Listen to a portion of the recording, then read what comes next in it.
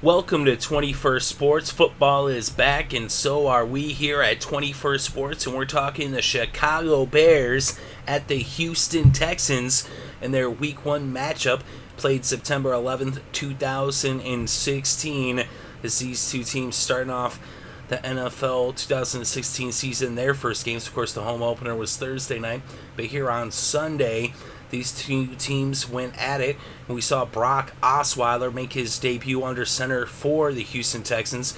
Of course, on the other side, you had Danny Trevathan, who also was with the Broncos last year in that Super Bowl champion team, playing in this game. So anyway, with the Texans, they fell behind early as the Bears jumped out to a quick lead in the first quarter, up 7-0.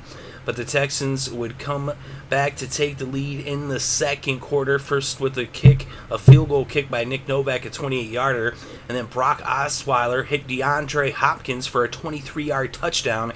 As you know, Hopkins is money, and that gave him a 3-point lead. But then just before halftime, Jay Cutler hooked up with Eddie Royal for a 19-yard touchdown to give the Bears a 4-point lead going into intermission.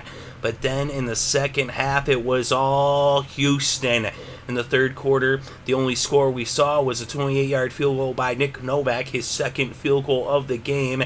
And then in the fourth quarter, Brock Osweiler hooking up with the rookie from Notre Dame, Will Fuller, for an 18-yard touchdown to give the Texans the lead 20-14, as they had been down by 1 at that point. And then Nick Novak hit his third field goal of the game with a little over 6 minutes left to play. This time it was a 38-yard field goal, and that made it a 7-point lead. Actually, a 9-point lead, rather. Sorry about that. It was 23-14. That would be the final score as the Texans come from behind to win this one. And they looked really good in this game, especially Brock Osweiler. Maybe not big numbers, but he was looking pretty good in this game. 22 for 35, 231 yards, 2 touchdowns, 1 interception. Lamar Miller having a big game on the ground for Houston, with 28 carries for 106 yards for Miller. And then Will Fuller, the rookie from Notre Dame, 5 receptions, 107 yards, and a touchdown. And Hopkins, 5 receptions as well, 54 yards and a touchdown, as these two look to put up big numbers all season long, as this is quite the dynamic duo if Fuller can continue to build upon his performance here in his first game in the NFL, as he scored his first touchdown and he had his first 100-yard receiving game in his first game. So if he can continue to perform like that, sky's the limit for Houston, especially with all the talent they have on both sides of the ball, and with the performance Miller had as well, and then the defense that the Houston Texans have.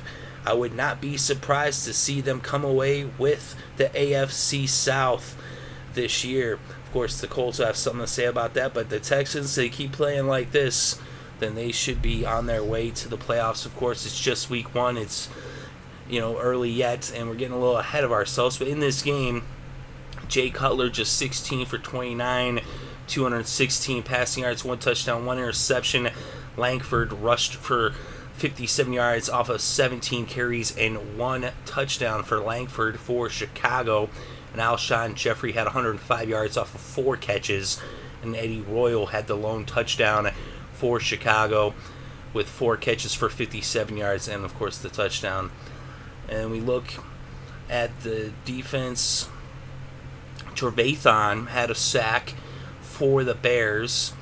And then over on the Texans side, Jadeveon Clowney with a sack. Simmons had a sack, and Whitney Merciless had 2 sacks. And Hal had an interception. Not a lot of production numbers-wise anyway from J.J. Watt, but third down, he's producing in other ways. That's the thing with Hopkins, didn't put up a lot of numbers, but he's drawing the attention, which leaves Fuller open. Of course, Fuller was making some spectacular plays, good catches, and also nice breaks with the ball, getting some good yards after catch. But third down efficiency, that's really where the Texans were shining in this game. 60% on third down, as they were coming up clutch on the ground and through the air. 12 for 20 for the Texans on third down, and that was twice as much percentage-wise as the Bears in terms of conversion rate on third down. The Bears just 30%, 4 for 13, as the Texans' defense was shutting them down on third down. We look at total net yards, 344 for the Texans, 258 for the Bears. On the ground, Houston netted 129, just 73 netted for Chicago on the ground. And through the air, 215 for Houston and 185 for Chicago. That's net yards. Of course, 5 sacks for the Houston Texans defense as they were terrorizing Jay Cutler, and just 2 sacks for the Bears defense as Osweiler was doing a pretty good job getting rid of the ball. And the penalties actually were, almost more than twice as many penalty yards against the Texans, but it didn't even matter. Most times that will be a big factor, but this time around they showed that they can take the penalty yards and they can still win. They had 6 penalties for 69 yards and then 4 penalties for 30 yards for the Bears. Of course, a lot of that is the timeliness of when you get the penalties, and also what happens on the next play if you're able to bounce back from the mistake and make up for it, or if you let the other team take advantage and capitalize. But the Texans were not letting themselves be taken advantage of, and they weren't letting the Bears capitalize on much in this game. Although the Texans do have to work on their red zone efficiency. That was one spot where they could use some work, as they were just 1 for 3 in the red zone, just 33%. The Bears were actually 2 for 2, 100%.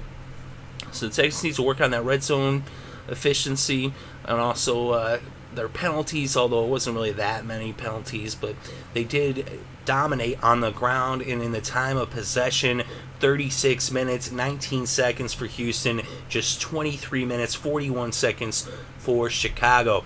So they said things are looking really bright for the Houston Texans. They got an excellent defense, which they've had for years now, and they've got a really good offense. They've got some great weapons, and Brock Osweiler under center might be the best quarterback that the Texans have ever had. Of course, getting a little bit ahead of ourselves, and that remains to be seen. But with those targets, it's with Fuller the way he's playing, it's just like when it was Andre Johnson and DeAndre Hopkins. Of course, again, getting a little ahead of ourselves. It's just Fuller's first game, but he really did shine in week 1 for sure. But let me know what you think in the comment section below. What plays and performances stuck out to you in this game? Definitely interested to read your thoughts and opinions.